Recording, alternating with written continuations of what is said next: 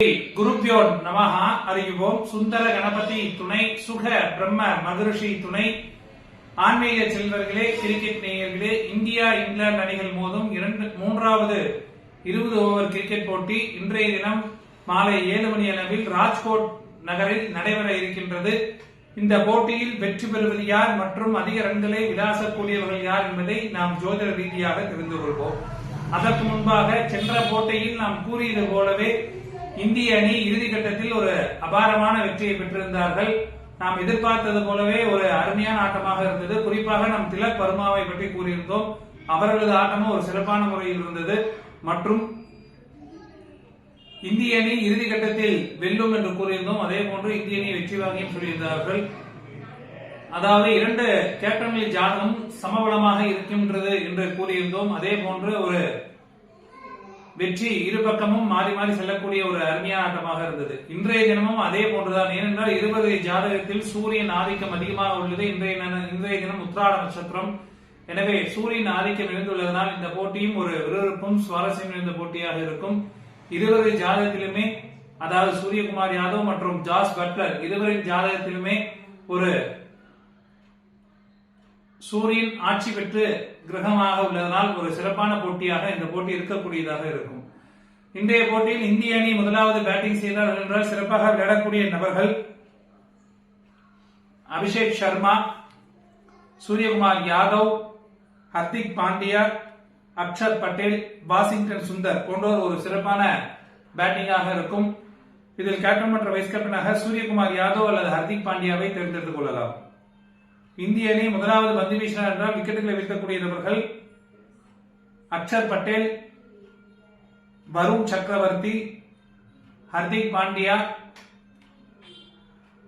போன்றோர் ஒரு சிறப்பான விக்கெட்டை எடுக்கக்கூடியதாக இருக்கும். இந்திய அணி இரண்டாவது பேட்டிங் செய்தார்கள் என்றால் சிறப்பாக விளையாடக்கூடிய நபர்கள் சூரியகுமார் யாதவ், திலக் வர்மா, ஹர்திக் பாண்டியா, அக்ஷர் பட்டேல் போன்றோர் ஒரு சிறப்பான பேட்டிங்காக இருக்கும். இதில் அபிஷேக் சர்மா அவர்களை டாஸ் போட்டதற்கு பிறகு இரண்டாவது இன்னிங்ஸாக இருந்தால் நாம் எடுத்துக் கொள்ளலாமா வேண்டாமா என்பதை டெலிகிராம் லிங்கில் அப்டேஷனாக வழங்கப்படும். சூரியகுமார் யாதவ் அவர்களை கேப்டனாக தேர்ந்தெடுத்துக் கொள்ளலாம். இந்திய அணி இரண்டாவது பந்து வீசினார்கள் என்றால் விக்கெட்டுகளை வீழ்த்தக்கூடிய நபர்கள் வருண் சக்கரவர்த்தி, அக்ஷர் பட்டேல், ஹர்ஷதீப் சிங் போன்றோர் விக்கெட்டுகளை வீழ்த்துவார்கள். முதல் இன்னிங்ஸில் இந்தியா பவுலிங் செய்யும் பொழுது வருண் சக்கரவர்த்தியை கேப்டனாக தேர்ந்தெடுத்துக் கொள்ளலாம். ஏனென்றால் அவரது கிரக சூழ்நிலைகள் இன்று அபாரமாக உள்ளது. எனவே 3 விக்கெட்டுகள் வரைக்கும் வீழ்த்தக்கூடிய அமைப்பு என்பது வருண் சக்கரவர்த்திக்கு இருக்கின்றது. அடுத்து இங்கிலாந்து அணி முதலாவது பேட்டிங் செய்தார்கள் என்றால் சிறப்பாக விளையாடக்கூடிய நபர்கள் Philip Salt, Buttler, Livingstone, Overton போன்ற ஒரு சிறப்பான பேட்டிங்காக இருக்கும். இதில் கேப்டனாக பட்லர் அல்லது ஓவர்டனை தேர்ந்தெடுத்துக் கொள்ளலாம். இங்கிலாந்து அணி முதலாவது பந்து வீசினார்கள் என்றால் சிறப்பாக விளையாடக்கூடிய நபர்கள் வுட், ஆர்ச்சர் மற்றும் ஓவர்டன் போன்றோர் விக்கெட்டுகளை வீழ்த்துவார்கள். இங்கிலாந்து அணி இரண்டாவது பேட்டிங் செய்தார்கள் என்றால் சிறப்பாக விளையாடக்கூடிய நபர்கள் ஜாஸ் பட்லர், ஓவர்டன், லிவிங்ஸ்டன் போன்றோர் ஒரு சிறப்பான பேட்டிங்காக இருக்கும். இதில் கேப்டன் மற்றும் வைஸ் கேப்டனாக ஓவர்டன் அல்லது பட்லரை தேர்ந்தெடுத்துக் கொள்ளலாம். இங்கிலாந்து அணி இரண்டாவது பந்து வீசினார்கள் என்றால் சிறப்பாக பந்து வீசக்கூடிய நபர்கள் வுட், ஆர்ச்சர், கிரேஸ் போன்றோர் ஒரு சிறப்பான பந்து வீச்சாக இருக்கும்.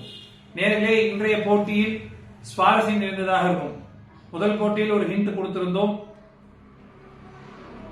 இடதுகை பேட்ஸ்மேன்கள் ஜொலிக்கக்கூடிய அமைப்பு என்பது. இரண்டாவது போட்டியில் இன்னொரு ஹிண்டாக ஆல்ரவுண்டர்கள் ஜொலிக்கக்கூடிய அமைப்பு என்று சொல்லியிருந்தோம். அதே போன்று கிரேஸ், அக்ஷர் பட்டேல், ஹர்திக் பாண்டியா, லிவிங்ஸ்டன் போன்ற ஆல்ரவுண்டர்கள் சிறப்பான முறையில் ஆடியிருந்தார்கள். அதே போன்று இந்த போட்டியில் ஹிண்டாக ஆல்ரவுண்டர் ஒருவர் மற்றும் பந்து வீச்சாளர் ஒருவர் கேப்டன் மற்றும் வைஸ் கேப்டனாக தேர்ந்தெடுத்துக் கொள்ளலாம்.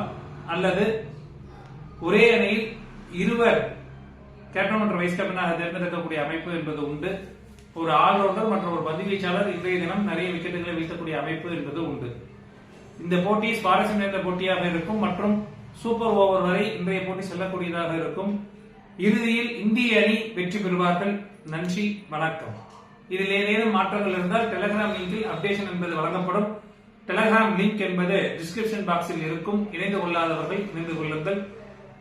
மீண்டும் ஒருமுறை நன்றி மற்றும் வணக்கம்.